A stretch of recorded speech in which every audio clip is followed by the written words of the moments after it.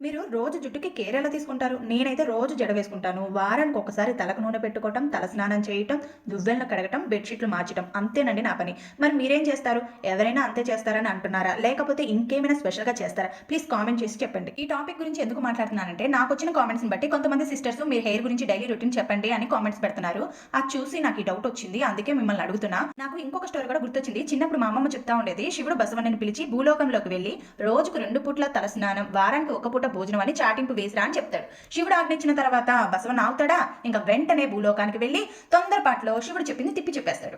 రోజు 2 పూట్ల భోజనం, వారానికి ఒక్క పూట తలస్నానం అని చెప్తాడు. ఇది శివునికి తెలిసి నేనేం చెప్పమంటే నువ్వేం చెప్పావు, ఇంకా మనుషులు తినడానికి పంట నువ్వే దున్నుపో అని చెప్తాడు. అందుకే మనం 2 పూట్ల తింటాం, వారానికి ఒక పూట తలస్నానం చేస్తాం. రోజు తలస్నానం, రోజు ఆయిల్ పెట్టుకోవటం, లేకపోతే ఏమైనా ప్యాక్స్ వేసుకోవటం, లేకపోతే హెయిర్ గ్రోత్ కి ఏమైనా టిప్స్ ఉంటే కామెంట్ చేసి చెప్పండి. మీరు పెట్టే కామెంట్స్ ని నేను వీడియో చేసి నా సబ్స్క్రైబర్స్ కి చెప్తాను. ప్లీజ్ నా కోసం ఈ చిన్న హెల్ప్ చేయండి.